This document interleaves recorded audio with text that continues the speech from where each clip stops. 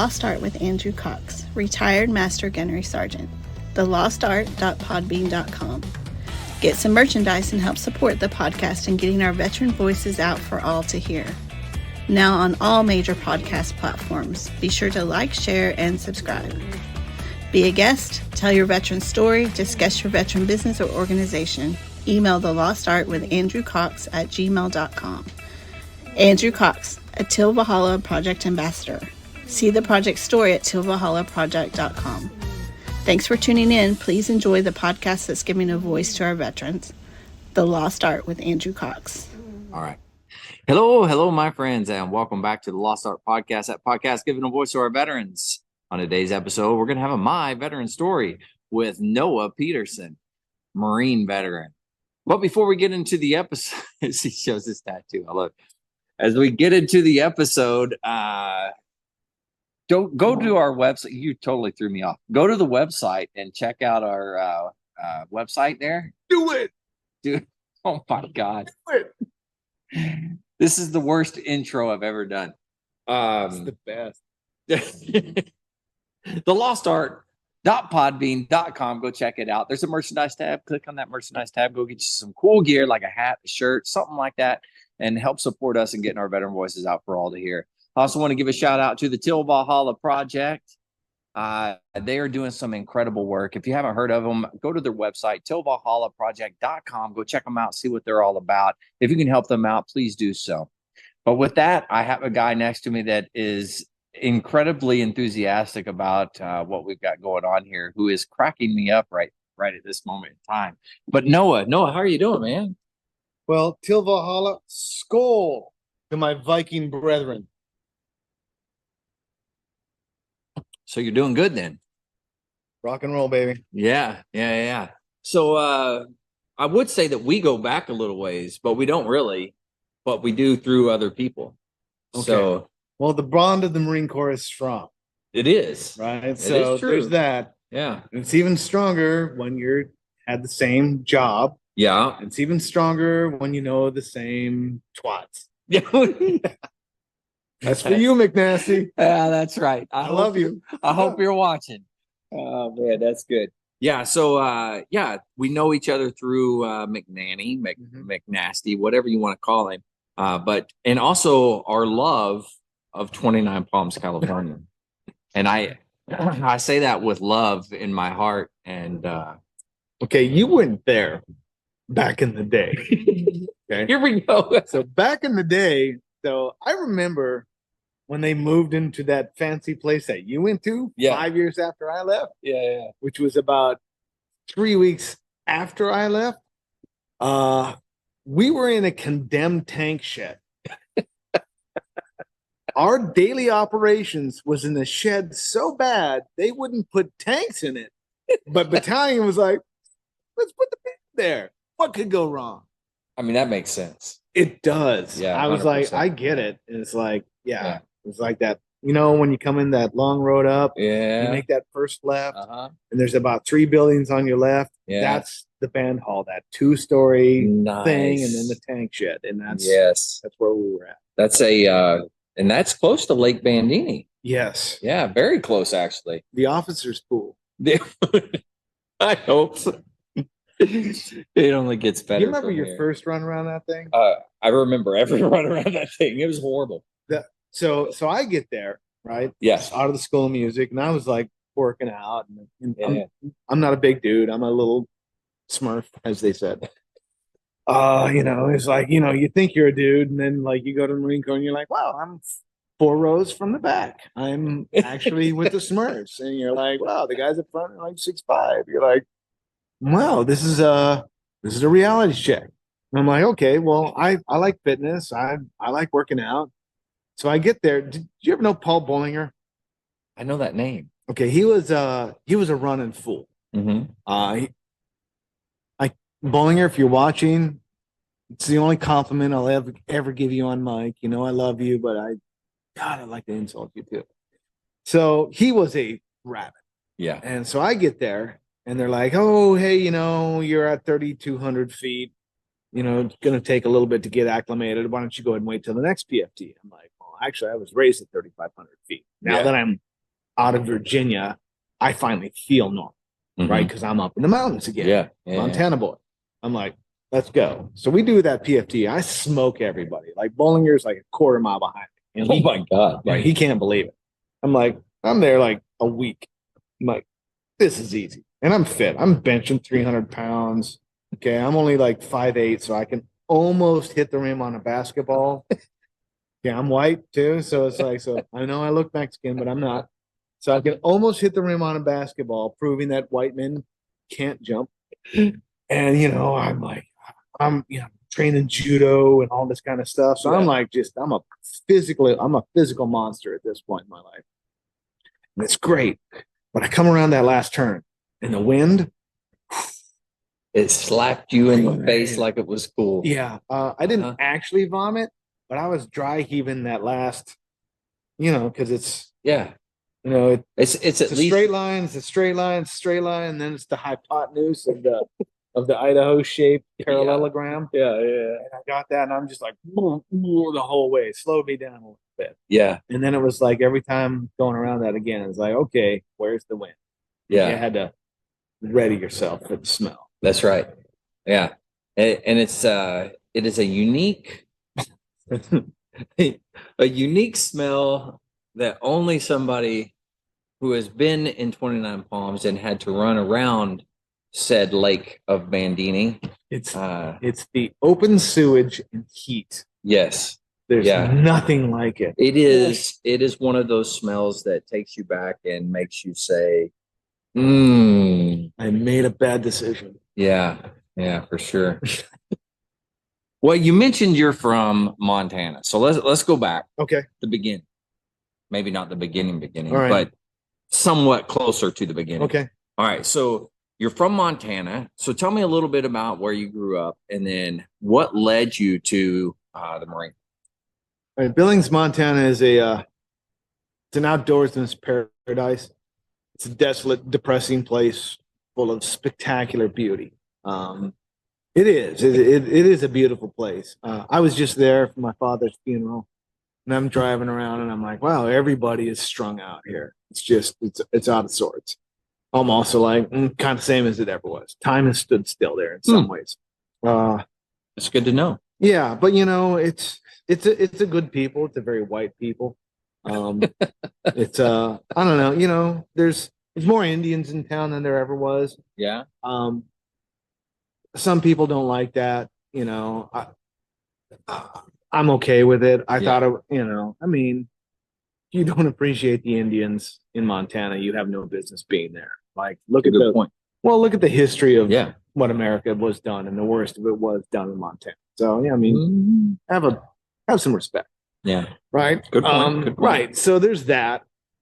What led me to joining the Marine Corps? So there's no, at that time in the 80s or 90s, late 80s, early 90s, there's no future for anyone in Montana, right? You're gonna So you're trying to tell me that like the gold mining and that's Butte or that was Butte or Pony. Oh, okay. So I'm off. So I don't know what's in, like, what are the? No, that's a big thing, but that's just not Billings. Okay. There's it's not working Billings. for the refinery. There's working for the school district. There's working for the hospital. And then there's just kind of grinding out, kind of doing whatever. If you like the cold and you love those outdoor winters, and you like like hunting and fishing, it's paradise. Okay. I couldn't take the cold. I couldn't wait to get away. It was killing me. Yeah. I'm a cold weenie. Yeah. For sure. Yeah.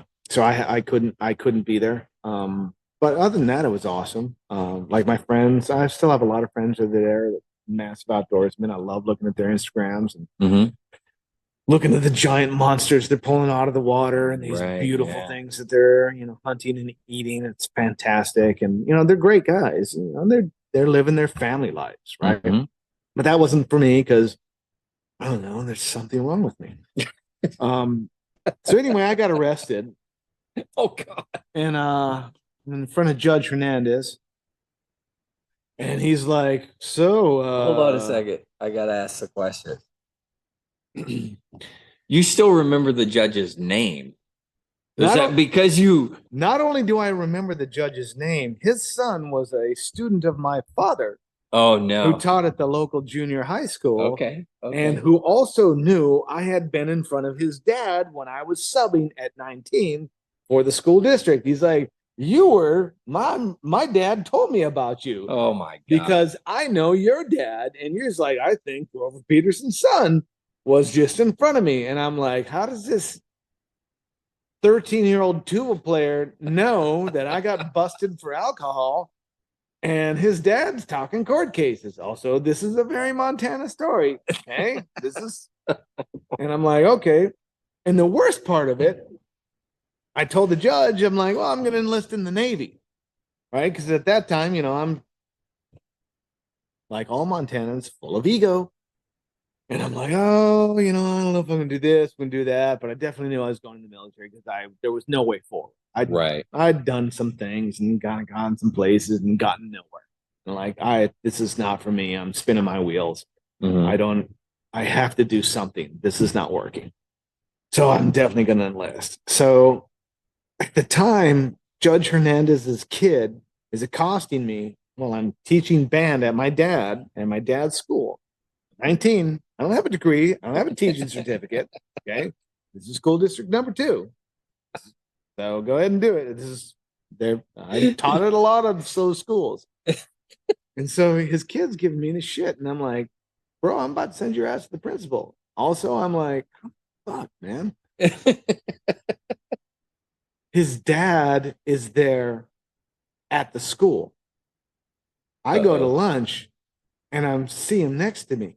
And I'm like, fuck, I hope he doesn't remember me. And he goes, so Noah, I thought you were going to enlist in the Navy. That's what you told me in court. And I'm like, actually, I'm going into the Marine Corps now. I ship on like March 27th. Okay.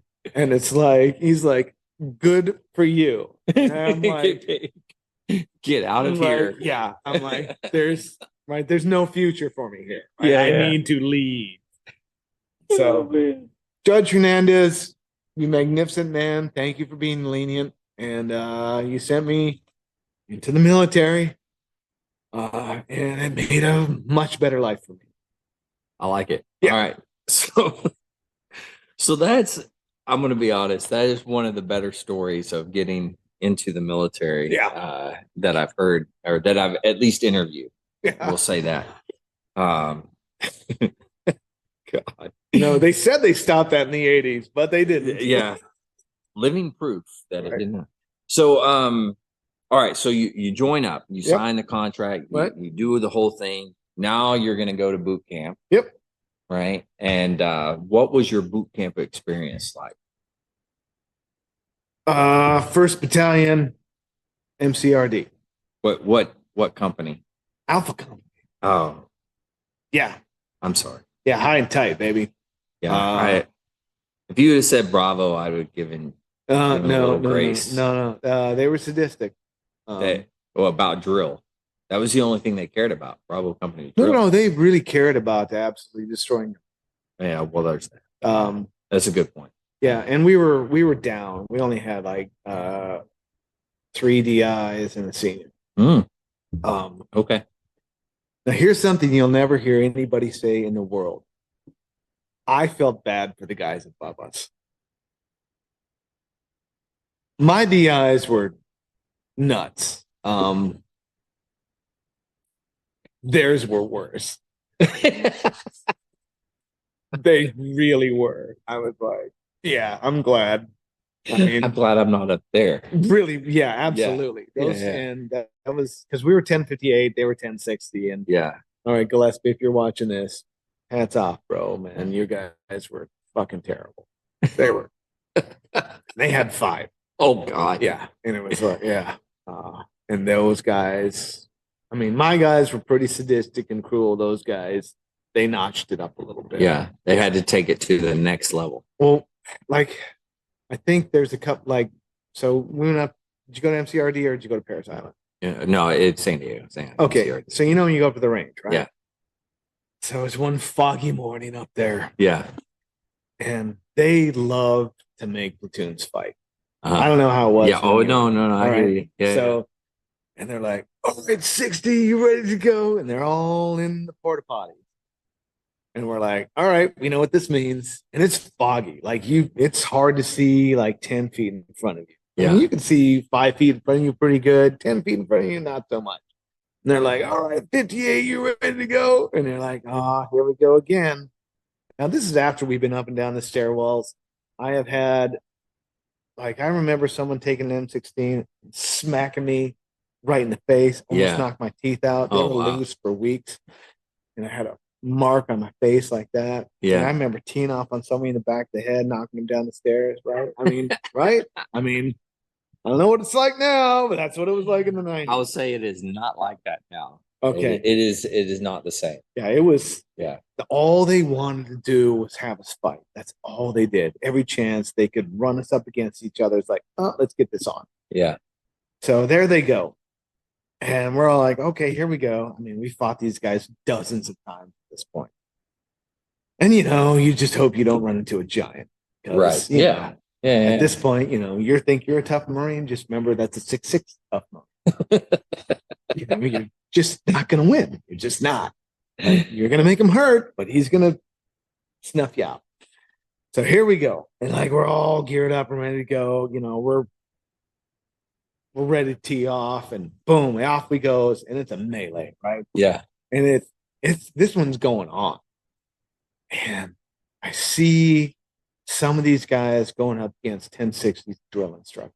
Oh, no. And they had this one black dude, just looked like fucking death himself. Yeah. This guy was just lean and scary looking. Like, I remember driving past him. He's like, "What are you looking at? You looking at me?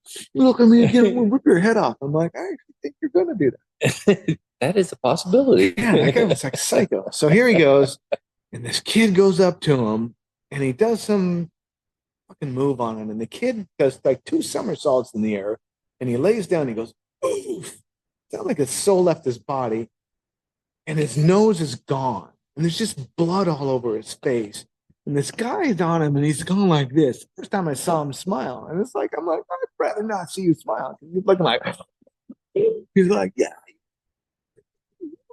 And I'm like, "Don't fuck with him." Yeah. So it was like, and they were just doing that for a good 30, 40 minutes. And that's how that morning went. Wow. And then in the afternoon, we had a pickup hat. Shafi McCants, shout out. He was the only decent guy because he was somewhat human. Somewhat human. You know how you line your hooches up, right? This Yeah. platoon's here, platoon's here. And we had a double series. So it was like, you 4 over here, you 4 over here. It's like, oh, great. There's 8 of us instead of 6. And so he's like, "Hey, guys, you ready for some get back?" We're like, "Ah." So he gets us going, gets the whole platoon, and we just run straight through the hooches and start knocking shit over. Oh, nice. It's like 5 o'clock. We haven't even eaten yet. It's like, bam, melee again. And it's like, that's what boot camp was for us. Okay. It was just nonstop fighting. Nonstop. Yeah, we didn't like it. We didn't go to the boxing ring. There's a bunch of shit we didn't do because they're like, "You guys are fighting." Like, well, it's not like it does. You should blame the drill instructors. Yeah. Yeah. Like graduation day, I just kept waiting for a turn around. You're dropping D-Day 1. Like, they said you're dismissed, and we're like, "Yeah, let's get the fuck out of here." Nobody was like, "Hey, good job." It's like, let's just go. leave. Let's just go. I just want to go. All right. So 3 months of basically fighting and 92 days. 92 days of incredibly combat skills training at its finest. 1990. Yeah. 1990 1st Battalion Alpha Company. That's how they did it. Okay. I can't speak to anybody else, but that's how they did. Well, I have a newfound respect for Alpha Company after hearing this story. All right. So you do your 92 days, right? 92 days, graduate. And then they're like, "Oh, hey, by the way, you're going to MCT next." We're like, "What? What's that?" So now, did you get boot leave in between?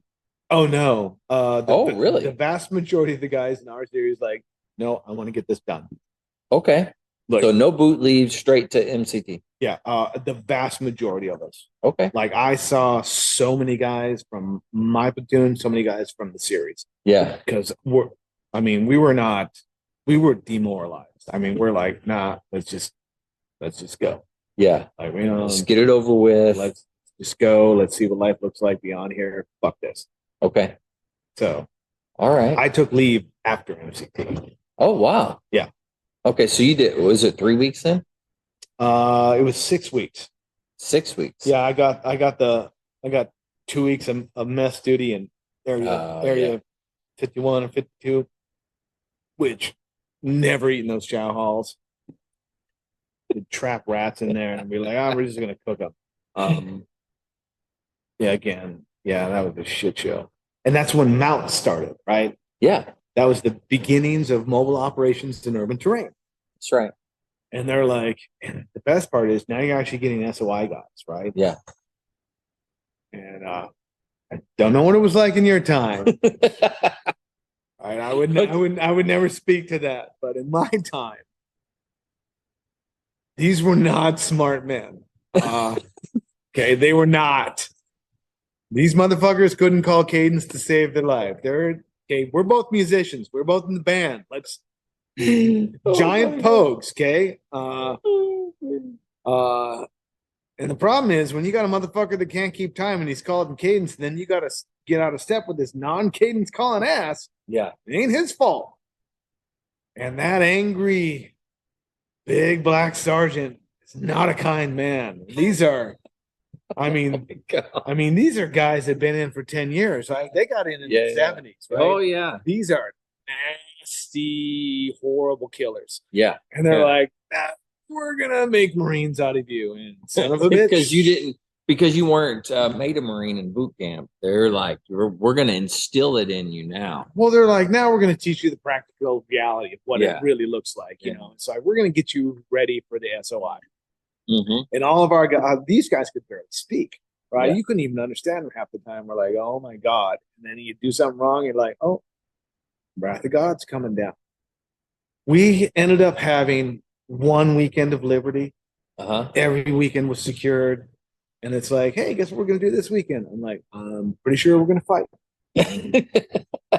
And they're like, yep, that's what we're doing. We're going to go down to the pits. It's like, here we go. And it's just like, hey, today we're going to do knife fighting. It's like, okay, cool. And so you're stabbing each other with pieces of wood, which actually do stab you. And it's like, oh, today we're going to fight with stabs. You're like, oh, this guy's really good with stabs. Oh, no, I got to fight him. Awesome. I'm going to get my head fucking beat in all day. And that happens. And then you're like, okay, hey, maybe we should go home. It's like 2 o'clock. Nah. It's like, nah, we're going to be out here for a long time. Then some asshole goes down to the pizza shack. Again, Gillespie, this is your guy's fault. It's you and Gibson. And fucking know you and the whole series knows. And they're like, guess what? You're not going out to Ocean Slime today. You're going back. Here we go. It's like, gee, I wonder what we're going to do this weekend. And it's like Ocean Slime. Right. I'm sorry. Right? Was it not? Yeah. No, you're good. You're right? good. I mean, did you not get the briefing? I mean, the Batman costume, the handcuffs. Yeah. I mean, right? Yeah. I mean, so yeah, that's what a couple of weeks of mess duty, and you're like, this sucks. And then you get to MCT, and you're like, wow, this actually sucks worse. And you're like, well, I thought my drill instructors were unhinged. It's like, no, these guys actually don't have any rules. A couple of my favorite stories from that were like, hey, we're gonna do a speed hump. Because when you leave the hooches, right? And you're gonna go out to the first time in the field, you're gonna start assaulting the canyons, you're gonna start shooting AT4s, and you do all that. We're like, we're gonna run you guys. In fact, we're gonna sprint you there. And we're like, cool, this is great. You're fit, you're ready to go after boot camp. There's nothing you can't do. That's right. It's like, you're all going. I've got 60, 70-pound packs on. You come up over that big hill, and you're like, oh, that first little hill, all right, you're all winning. And then you start going downhill, and you're like, oh, this is cool. And you're like, hey, wait, I got 60 pounds on my back. And then somebody falls. Right? And that first guy just is like, and he slides because, inertia.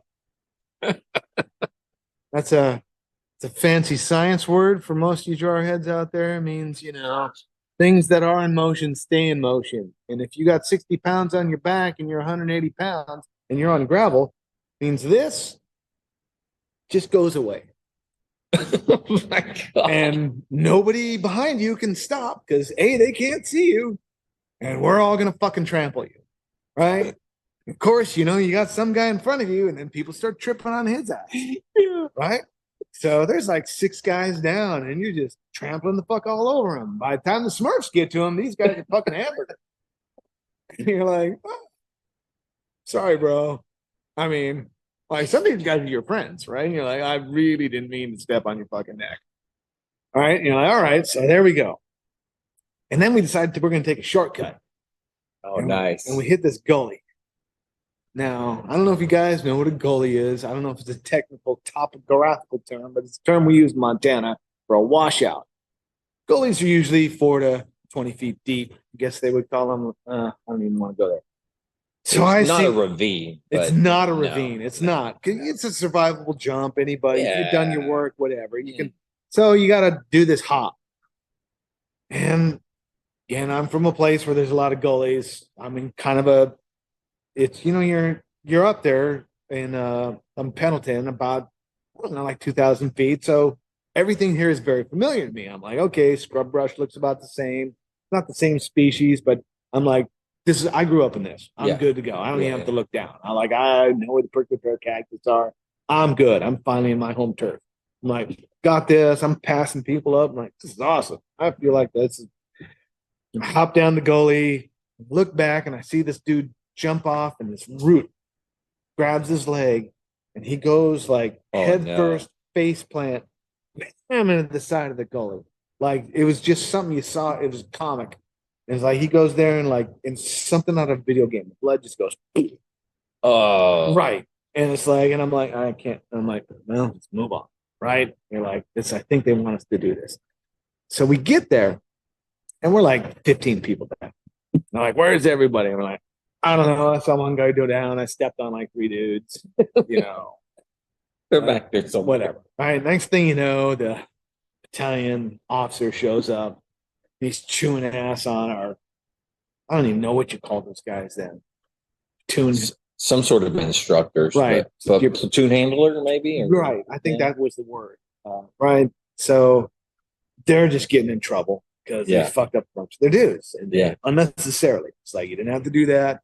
And you know, a couple of the guys show up and they are bandaged up. Right. I mean, arms are up, their faces are up, and you're like, and they're like, hey, good for you guys to gut that out. I mean, that's right. Nutsack. Unfortunately, in the processing, I'm sitting around, we're in that hot ass room, and everyone's there. And I see like 5 guys taking a nap. I'm tired. I'm like, fuck this. I'm taking a nap too. Yeah. Like, those guys fell asleep accidentally. I'm like, I'm doing this on purpose. And so I go down and I take a nap, and I'm the one guy that gets singled out. Right? Of course. Right. Yeah. So, of course, some guy starts ripping me a new asshole. He's funny as fuck. So I start laughing. He's like, oh, he's funny as fuck. He's like, this guy is going to get you all killed. He's going to fall. I'm like, no, I did it on purpose. It wasn't an accident. But, you know, there's no getting out of that. So, you know, I was branded. Right? And that follows you around for MCT. I'm like, all right. I'm like, well, I did it, and I did it on purpose. Fuck y'all. Right. And so here we go. Also, I didn't trip on the root or fall down and trip and fall and whatever. And I'm a fucking Smurf, and I'm smoking your ass. So whatever. Suck my dick. Right. It's MCT, right? I mean, it's the 90s. It was a different time. I mean, we were not nice to each other. Right. So we're finally out there, and you know, so there's that, you know, guys, they're losing their earplugs. You know, you're doing tracer on fires. There's fires going on. I mean, just people are falling out left and right. And then we get this. Did you have to deal with the buffalo? Did you see any of the buffalo out there? No, we would have killed that shit. Yeah, they shut the ranges down when they come around. Oh no, we would have anything moving out there was fair game. Okay. Yeah, there was like no. It was the start of it, right? So and again, we got all these guys from Panama. Yeah. Right. We got all these guys. You know, they're 70s and 80s guys. They're like, no, this is not how we do that. Like, some moves out there. It's like, they're like, literally. I remember one of the guys like, Geneva Convention. Fuck the Geneva Convention. You see some guys, you on that 50 cal, you fucking take them down. You mow them down like, oh God, like, right? Get you a little excited, yeah. Oh, absolutely. Right? I mean, they were Marines. They're the proper. I mean, they're not good guys, but they're totally. I would totally follow them anywhere into war. I'm like, you tell me what to do, Sergeant. I'm like, we're gonna fucking tear some shit up, my right? God. Right? Because that's who you want Well, I mean, at the tip of the spear. I that mean, is true. You these do want to kill her. pussies- Yeah, you right? want to No, kill you her want right a there. fucking destroying savage, Yeah, yeah, yeah. right? It's a good point. It's a Right. good point. And all these, like all of our instructors are like, I've always had, I've never really been in combat before. I'm ready to go. I want to kill a man. I want to kill a woman. I want to kill a child. And you're like, all right, this is what we're going to learn today and how to do a side assault. It's like, And you look up because you're new. You're new to all the Marine oh, stuff. absolutely. And you just look at them and you're like, psycho. Right. You're Right? like, does not compute. I'm like, all right. I guess I need to keep adjusting here, right? Now, half my platoon was from South Central, Yeah. right? Guys from rival gangs, Yeah. right? Whites were like number 4 in my population. English was the third most spoken language in my platoon, Nice. right? Okay. So there's the adjustments are just nonstop. All right, I can roll with this. Same team mostly, Well, you know how it is. It's mostly same team. Right. There's always the aberration. There's a couple of aberrations. Yeah. Sometimes fun and sometimes not. You're like, all right, so we're getting this done. You're just trying to figure it out. And then so you're like, okay, so here we are in that first crappy village that they built. So Right, mobile yeah. operations in urban terrain. It looks like this fucking hamlet in butt fuck China, right? Yeah. This is not a city. They're actually building the city at that time that did you go through the city or did you go through the village? Oh no, I went through the village. Okay, so Yeah. you know what I'm talking Yeah, about. yeah, yeah. All right. So you clear a couple of houses top down, right? Yeah. And you're like, okay, you throw your grenade too fast, and they're like, oh, here, we're gonna throw it back at you. Like, okay. Lesson 1, milk grenade. Yeah. Right. And you're like, okay, figured that out. And then you get about halfway through and you got that big ass wall to go over. Yeah. Right. And they're like, okay, do your turkey look. Do your thing. And of course, just know you get fucked with all the time. And they're like, all right, what are you gonna do? Again, Smurf, I'm in the back. So like 70 guys have already gone over. Like, I can't remember what you're supposed to say. You say it like 3 times. You don't hear anything. You do the turkey look. You don't say anything. And you go over there. And as soon as you go over, fucker grabs your M16, grabs your ass, throws you down, throws your weapon in a pile. And everybody else that went before you is standing over there looking like a shamefaced dumbass. And you're like, Because, you're like, well, what am I supposed to do? Am I supposed to follow the rules, do what I'm supposed to do? Right. Or am I supposed to get through this? Because up until this point, it was get the fuck through this or life's going to be hard. Mm-hmm. And when I say life's going to be hard, we had this our actual platoon sergeant, who I can see his face. I can never remember his name. But we did something unhappy for him. So he's like, great, not a problem. And you're in those MASH tents, right? Yeah. Yeah. And he's like, okay, 42 fire watch per hour, which meant 2 hours of sleep for everybody. That was our entire time there. It's like 42 fire watch per hour. And it's like you had to sleep with your rifle and you had to have it slept around your thing. And it's like you get 2 hours of sleep and then bam, then you're up on fire watch for that. And he was like, fuck you guys. He hated us. I don't know why. But this guy fucking hated us. You could smell it. Like those other guys, they were like just hard and psychos. This guy wasn't a psycho. He just fucking hated us. And it's like, fucking shit. So you're just walking around like a retard because you can't think. Yeah. You're sleep deprived. Some of these guys are hallucinating.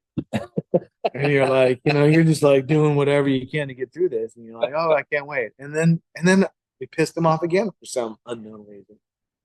We got the whole series out there, and we're all standing in our skivvies from like sunset to like 2:00 in the morning. And we're just standing there. We're like, we don't know why. We don't know what we did. There was never a lesson. Like, don't do this. And this is why you're being punished. Like, check. Don't do that. And it's just like, we're all going to stand up here until I come get you. He comes back at 2:00 in the morning. He's like, don't forget 42 fire watch an hour. I'm like, it's like, all right, here we go again. So that was MCT. And it was every week there was something like that. Wow. But, you know, we got to play with a lot of weapons. That's true. We got to blow up a lot of shit. That's true. I mean, coming out of that. Did you guys threw actual grenades while you were there? Absolutely. Yeah. Yeah. Yeah. You know, they stopped doing that. I believe that. Yeah. Yeah. And it's the actual reality of an M60 fragmentation grenade. It's impressive. It's fucking Hollywood gets it wrong. That thing is much worse than anything Hollywood does. It is. I don't know. I don't know how to explain the feeling whenever it explodes. Well, the first time it's like, oh my God. Yeah. And then you're like, oh yeah, somebody threw a helmet on top of it and lived. I'm like, nah, that was not an M60 frag. That was It could not have been. That's some Chinese shit, German shits, and that is not a US made M60. No fucking way it was. That is fucking horrific. I mean, when you think about you it, shoot 203s? Oh heck yeah. And I like that too, right? Boop. Yeah. You shoot the Mark 19? Yeah. That kept me going for 2 days straight. And Mark 19, so it's a blast. Yo ho, yo ho. Yeah, all the heavy weapons, I really enjoyed shooting them. Saw was awesome. Mm-hmm. When we did the AT4s, because they'd just gotten rid of the laws, it was the 9mm, so you didn't actually get to shoot the rocket, but we got to see the rocket. Yeah. Because the grunts at SOI, when we were at MCT, we got to see them actually shoot what you're doing. You're like, okay, we get to practice this, and then you get to watch them do it. You're like, oh, it's hot. And that's when toes were first coming out. Oh, so we got to watch the first toes go off too. That's cool. That was super. Yeah, that is a actually really cool thing to see. Yeah. I miss those. Yeah. They got rid of them. They're not doing toes anymore? I don't think so. Oh wow. Because they had that was an actual MOS. Right. Toe gunner. Right. Yeah, they got rid of it. Huh. But it was cool to watch. Yeah, it was. Yeah. Good times. So you do your MCT. Yep. Marine Combat Training. Yep. And you joined to be in a band. No. No? No. Okay, talk me through this. Tell me what happened here. Okay. I might be little, but I'm smart. All right. Get the 99 in the ASVAB. Right? Sergeant Major comes out from Salt Lake City. Okay. He's like, I want to meet this dumbass. Because who gets a 99 in the ASVAB and joins the military or joins the Marine Corps? Yeah. I did. And like, what do you want to do? I'm like, intel. I want to do interrogation. And they're like, great. Right? Yeah. Recruiters are like, bonus points. This is going to be great. Yeah. Like, got any hobbies? I'm like, I play the saxophone. And they're like, great. More points, right? The only thing that gets more points than intel is musician. That's right. And they're like, well, you any good at that? I'm like, I don't know. That's okay. I'm the only person you'll ever meet that never did an audition. Not once. Not once. No kidding. I sent in a tape. And they were like, check. Yep. And then they're like, hey, you're supposed to go meet with the band at MCRD and have your audition. I'm like, okay, cool. When? They're like, oh, last week. I'm like, okay. I'm like, what does that mean? Like, oh, you're probably going infantry. I'm like, okay. Again, massively demoralized. I was like, you guys can, I don't believe anything you say. Also, I believe everything you say. Whatever it's going to happen is going to happen. I don't even fucking care. I just don't want to be here. Yeah. Right. And it's like, so next thing I know, it's like orders to School of Music. Wow. And everyone's like, oh, and they all have audition stories. I'm like, I don't know, bro. I just sent in a tape. And nothing came of it. And I remember the first time getting there, right? So I go in and you walk in the front door. Of course, it's a big no-no. And do you ever know Gunny Scott? Okay. I know Scott. He was interesting character. How about Harris, trumpet player? I knew Harris. Okay. Yeah. Scott and Harris were like two psychos in the pod, Okay. right? So I go over there and they love fuck with them. Boy, Yeah. did they love it. That was their Of bread and course. butter. Yeah. And it was like, and so I'm like thinking, oh my God, I'm finally here at the School of Music, finally here at the other thing. I'm done with all this other shit. Oh, let's just, let's go do this other thing. And I go over there and I'm walking around like an idiot. I got my sea bag, got my alphas on. Mm-hmm. I'm like, hey, motherfucker, get your fucking ass over here. And I put my head down for a minute. And I'm like, fucking here we go again. Like, this is gonna be like 8 months of this shit. So I took a big breath and I steeled myself and I grabbed my shit. And I think they saw that. And they're like, let's give him a break for a day. He's been And they're like, come on in, let's show you around a little bit. And then and I was pretty good. And I'm still pretty good. I'm not the best at anything. I'm very unique at what I do. I'm a very unique player. I have my own voice. I'm very distinct in my style. And I am very much an artist, right? Yeah. I'm not a clone. I didn't study anybody. I didn't learn all their fucking legs. I've never been that kind of guy. I'm like, no, I'm gonna do my own fucking thing. And I do believe in excellence at what you do. I'm also believe you need to have a life, right? So I'm only gonna do X amount of shit. That makes sense. And still, there's other shit to do, right? So I get there and I'm excelling pretty well. They're like, hey, why don't you come play Barry sax in the slick back? I'm like, sure. Right. So here I am, just fresh out of everything. I'm playing with these guys who've been in 4, 5, 6, 7, 8, 9, 10 years. Well, yeah. When you say slick band, you're talking about section leaders course. Yeah, section leaders. Yeah. Right. So I'm playing corporals, sergeants, staff sergeants. Right. Oh, okay. Yeah, for sure. Okay. After that, it's the enlisted band leaders and drum leaders. Gotcha. Yeah. Right. So, and this is back when the school, was it still 9 months when you went there? I think it had shortened a little bit. It was like 7. Oh, something like that. Yeah, maybe that's what it was. Basically, first 2 years of Berkeley crammed into 6 months. Yeah, it's basically how it Okay, was, so we went to the same school. So same school, minimum, put your 20 hours in. If you're a man or commander, gotta be 30 or 40. Right. So I'm doing all my time, and we had some ridiculous players there. Had a lot of pros that were like, I'm not getting enough work. I'm gonna go to the military. And they were Army, they were Marines, they were Navy. Had some Air Force guys that were like, I'm transferred over. I want to go to the Marine Corps band because I don't feel like I'm playing. And I heard they just worked like motherfucker. So there's one guy, Donald Mott, on bass, who is a shit Marine. He's like, no, I'll do my 3 pull-ups. Yeah. I will do my run and finish it. And I will do 20 sit-ups. Like, I don't give a fuck about that. But and you're like, you're disgusting.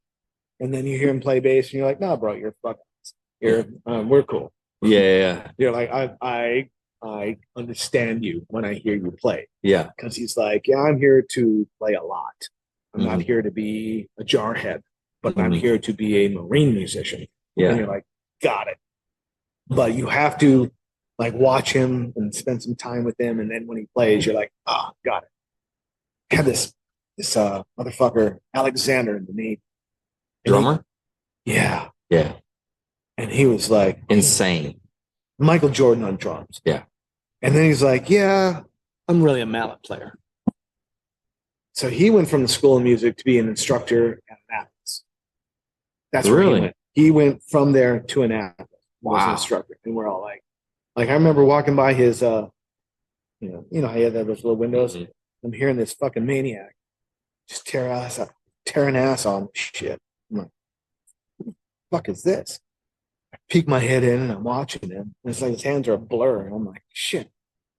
And again, I knew him, a little bit just because, cream but top. I mean, I was not him. Yeah. Bunnies, but you know what it's like. So, if you're there, you're in those groups. Yeah. So I'm in some of his groups.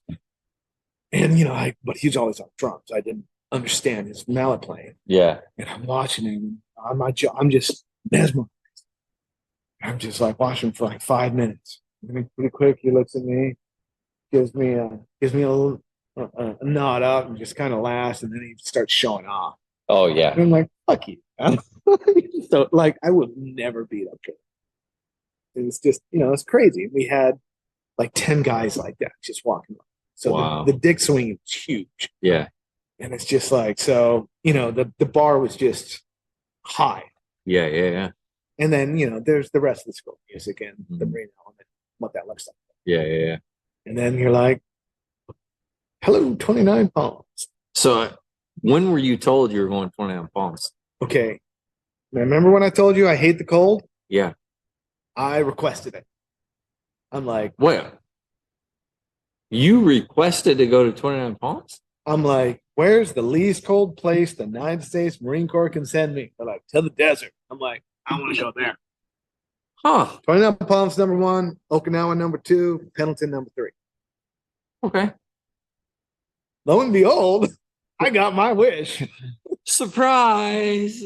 It shouldn't have been a surprise at all. It was not. Because nobody picks 29 Palms. No, nobody wanted to go there. Everyone knew it was a shithole. Yeah. So, of course, I'm doing my, I can't believe I'm going there. Inside, my heart is leaping for joy. I'm like, oh, maybe the Marine Corps is not going to suck. And off I go. And at that time, we're in the drawdown from the first Gulf War. Right. So we're at half strength. Mm-hmm. We're at 24 guys and a band officer. Mm-hmm. Oh, wow. Band officer at that time, when I rolled in, was Kirk Trump. Oh, yeah, Kirk Trowan. Captain Kirk. He's the, I think he's the president of the Marine Corps Musicians Association, if I'm not mistaken. So he had already had his orders to 8th and up. Okay. So when I go in there, he just wants to play basketball with the new guys. Okay. Right. So he's coming up there, and I run into, and they put me in with shipbirds. Right. I mean, these guys are chugging Robitussin, getting in there. They're purple drank. This is purple drank before purple drank was purple drank. Okay, this is 10 years before purple drank was a thing. That's pretty gross. Right. These guys are they're getting fucked up on Robitussin and booze and whatever shits is floating around 29 Palms, which there's a lot of stuff. There is a lot of stuff. All right. So they're just, and they are not good. They are the shitbirds. Fisher and Pepe, it's true. He's talking about. Yeah, I have no fucking problem. And I will say that to their faces, and they know it's true, right? I mean, they stuck with the two biggest shipbirds in the unit. Like, I came back from leave at one point, and there's a half inch of sand everywhere. There's ants everywhere. There is a rotting half gallon of ice cream that's just sitting on the floor that had clearly been there for like 10 days, right? And they smoke inside all the time. And like the alarm on their thing was pound cake, which Eddie Van Halen starts with a pneumatic drill. And it's like, woo! Yeah. That was like 4 a.m. every day, man. That's how we woke up. And like light up cigarettes. And it's like, wow, this is fucking great. I'm like, there's a bunch of squared away guys here. Why am I with these guys? Yeah. Like, I'm brand new. Not only am I brand new, I'm the first new guy you've had in 4 months. Because this unit's on the chopping block, right? Yeah, they're ready to cut it. Before it was a band, it was drum and bugle corps. Yeah. And there were a bunch of guys there that were in the drum and bugle corps. Uh-huh. So they're doing like 8 years stumps. Okay, Choppa, God bless your broken heart. Right? So, I mean, some of these guys, they've been in that shithole a long time. And so you're just trying to deal with all this crap in this condemned tank shed. Yeah.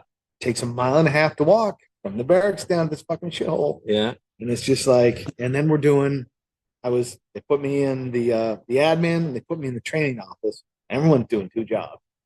And so the logbooks, I'm telling you, we did 420 shows. And I was on every single show. Wow, well, there's only 25 people, sure. Right. And also, they're like, so I show up, they're like, you want to be in the combo? I'm like, sure. They're like, go back to the staff sergeant, get a fake book. I'm like, all right, Gunny. Go in the back. I'm like, hey, staff sergeant. Jim Hill, do you ever know him? Trumpet player. Sweet, man. Repair tech. Oh, what a great guy. So he had hands that were like a card player. But when he pinned on my corporal stripes, second hardest I've ever been hit by. I'm like, Like, bro, you've never done a hard day of work in your life. How the fuck you hit like that? Oh my God, I couldn't believe how he hit. So he looks back at me. He goes, "Oh, you're new, huh?" And he was a really kind. I'm like, "Yeah." He goes, "Yeah, I'm sorry." I'm like, "I don't take that." And he goes, "What do you need?" I'm like, "I need a fake book." He goes, "They're over there." I look in a cabinet. I'm like, "Staff sergeant." He goes, "What?" I said, "I don't know what a fake book is." He goes, "Oh." Kind of looked at I'm me sorry. like I'm retarded. And he goes, "Well, what are you playing?" It's like, "I'm playing tenor." He goes, "Okay, you're gonna need this." He goes, "Well, when are you playing?" It's like, "We're playing tonight at the Officers Club." I've never taken a jazz solo in my life. I don't even know Oh what fucking no. improv is, right? We didn't get the improv course at the School of Music. It was an oversight. They crammed it in a 1 day session. They're like, "Everybody take a 12-bar blues solo." All right, we're gonna say that you got Call this. it good. Right. Yeah. Right. So I'm like, okay. So I go up to the combo gig. It's me, it's the Gunny, it's Salt, it's Champa, it's Sacco. And they're like, "All right, let's do Ciora." I'm like, "All right, well, I can spell." Great old Lee Morgan tune. I read that thing cold, right? Come on, School of Music, play anything. I'm like, "All right, that's cool." I play it down. I'm all proud of myself. I'm like, "Yeah, I played the shit out of that tune." And I stop and I'm kind of sitting there like, "Oh," and I'm looking around. The Gunny's just glaring at me. I'm like, "What?" He goes, "Fucking solo." Oh God. I'm like, "Okay." I'm like, "I don't know how to do that." And then, so that's basically been my entire career as an improviser. Okay. I learned on the bandstand, Nice. right? No lessons, no nothing like that. Pick up some books, pick up some eyes, whatever thing. And moving forward, you know, like after I got out of the Marine Corps, I was like, okay, went to college, got the music degree, did some things, studied with some people who were fucking worthless. They really don't teach you jack shit. And I'm like, okay, how am I really going to have to learn how to do this? So I'm in Portland, Oregon, which is very serious jazz town, which was a very serious jazz town. And I'm like, and I got this guy who's a mentor to me for some reason, friend of a friend, and we just kind of clicked. I'm like, "Hey man, how do I play with these guys?" So like, I'm gonna pay them. Like, how do I get them in the back? It's like, pay them. And every question I had, he had a 2-word response, which was pay him. And I'm like, so I call up the best guys in fucking town. Yeah. And I'm scared shitless, right? Because I understand there's a big difference between me and them. Mhm. Also, here I am, this Marine, like I'm a fucking go-getter. I'm booking gigs. I'm getting shit for bands. I'm getting all this stuff done. And I start getting calls back. Yeah. And I get a call back from the best bass player in town. He says, "Hey, I'm really sorry. I'm already booked that night, but please call me again." And I'm like, Foot in the door. wasn't even that. It was like, okay, this is business. Okay. It's not ego. It's not who's good. It's work. Yeah. Right. A couple other guys are like, they're not calling me back because it's an ego thing. A couple other people call me back because it's work. And, so I put together a band, some pretty shit hot players. And I go do my thing and they're fucking great and they're gracious and they take their money and they go home. And they're like, "Call me again." And I'm like, got it. So for my entirety in Portland, I hired the baddest motherfuckers in that city. Yeah. And I'm like, great, I'm getting paid to learn. And so we just sat down and I shredded with those guys as big, as bad, and hard as I could and became what I am today. Yeah. By just crushing it with these fucking monsters. Yeah. And it's like I wouldn't hire kids. I had a rule. If you were under 50, you're not playing in my band. Wow. Right. And I'm like, because I want the guys with great, didn't take me long to figure it out. Like, I want the guys with great gear. I want the pros who are going to show up on time. I want people who aren't going to be fucking assholes, customers. They're not going to get drunk. They're not going to show up high. They're going to come appropriately dressed. They're going to play my tunes out of my book with all this stuff. They can read their asses off. Mm-hmm. If they don't, and if I don't have a chart for them, they already know the fucking tunes. They all got 1,000 tunes in their head, and we're just going to go. And some would come down and play to my level and kind of help me along. And some were like, "Nah, I'm just going to fucking roll you over. You better fucking step it up next to me." And I'm like, great, acceptable. That's acceptable because that makes me need to do it. So that's how I learned how to play jazz, was just getting the best I could fucking get and have them work for me. Wow. And And at one point, done a ton of shit. Done a bunch of electronic music. I really got into loop station stuff. I'm actually somewhat known globally as a loop station kind of guy. I've done things that matter and something that nobody cares about. Long before Ed Sheeran did. Fuck that guy. Nah, he's great. Ed's great. He's great. Fuck. I don't think he'll be listening. No, I just don't want to get back. Because the looping community is small. And if you're a looper, there's right there, it's a really small thing. And it's a beautiful community. So as we're going around doing this, one of the guys that I play with in a bunch of bands up in Portland, he's got the endowed bass chair for his master's degree up at UNT. Okay.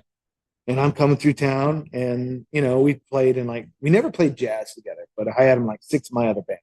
And he's a great player and a really interesting musician. And we both love scotch.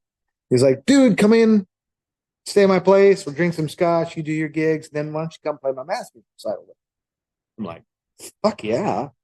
Do I want to get down with a bunch of masters players playing in the jazz program at UNT? Yeah. Yeah. Let's fucking find out.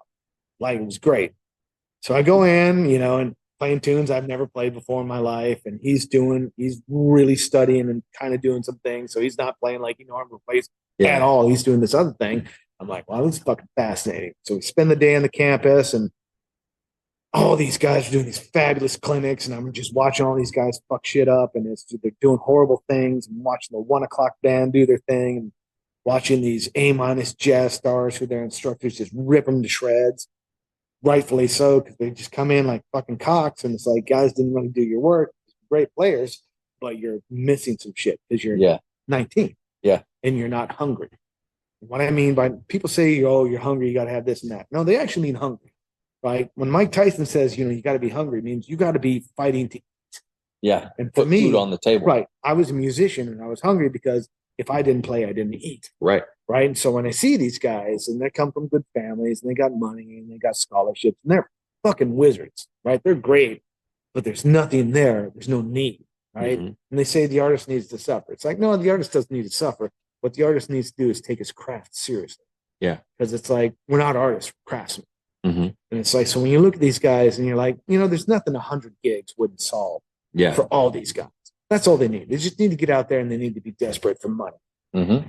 And that will solve every problem that they have. Because musically, they have everything they'll ever need. Right.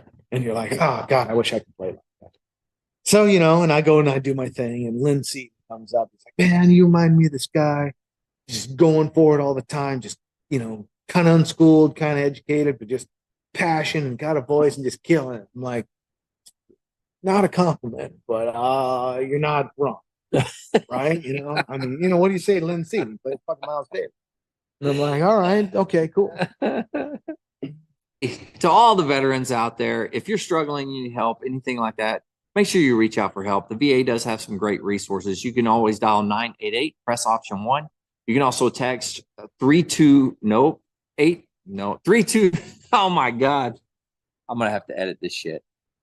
That was bad. 838-255. I'll leave it in because I got it eventually. And also you could go to veteranscrisisline.net, click on that chat icon. Any of those options are going to be able to put you in contact with somebody that can help you out. But remember, one veteran life loss is one too many. I care about you. I know this guy cares about you. The whole veteran community cares about you. So please reach out for help. I apologize for stuttering. 988 option 1 838-255 veteranscrisisline.net. Click on the chat icon. I know I could get through it. It just takes me a minute. Get on those Facebook groups. DisgruntledVents.com. Get on those nasty ones. Your brothers are there and they're there for you. I've taken some phone calls from some guys in trouble. It's been a beautiful thing. Absolutely. Absolutely. I like it. And if you aren't struggling and you're doing well, reach out to your buddies. Just ask them how they're doing. And if they need some help, give them a helping hand. And with that, I appreciate you coming on, man. You bet. Totally cool. Don't forget, stay motivated, change your socks. I like it.